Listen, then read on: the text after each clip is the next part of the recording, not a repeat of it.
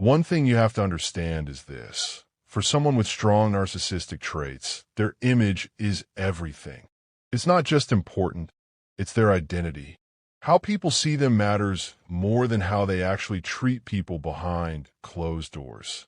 So when a relationship ends, especially if you're the one who walks away, it doesn't just hurt their ego, it shakes their entire image. And that's where things start to shift. Because in most cases, they don't expect you to leave. They expect control. They expect access. They expect that no matter what they do, you'll still be there, confused, waiting, hoping for closure. But when you step out of that cycle, when you block them, detach, go silent, or simply choose peace, you interrupt the story they were telling the world about themselves. And that creates what's called an emotional injury to their ego. Now suddenly, they're not in control of the narrative anymore. And that's when you'll usually see one of two reactions. The first reaction is the smear campaign. If they feel like they have more social support than you, friends, family, mutual connections, they may try to get ahead of the situation.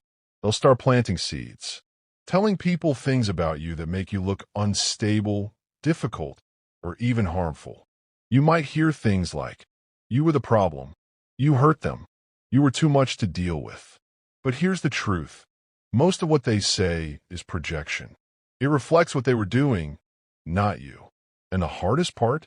It can feel incredibly unfair because you know your intentions. You know what really happened.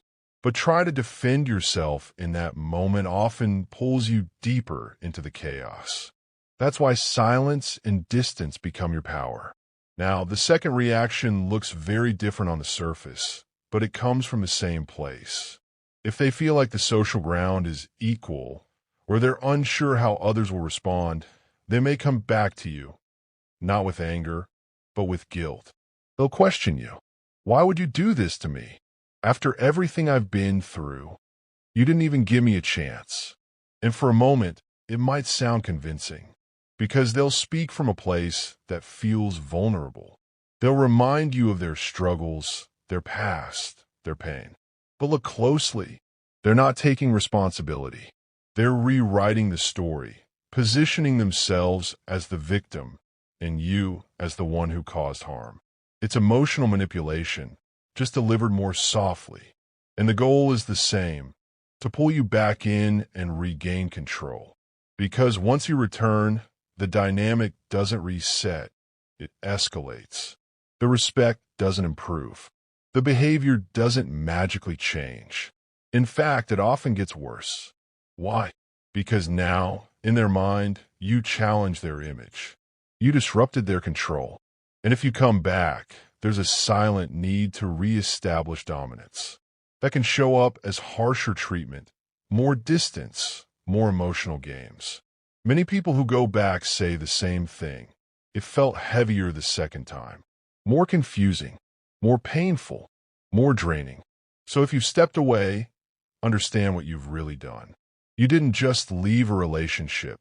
You disrupted a carefully constructed illusion. And whether they respond with lies or guilt, anger or charm, it all comes back to one thing. They're trying to protect how they're seen, not how they made you feel. So your focus now isn't proving your truth to everyone else.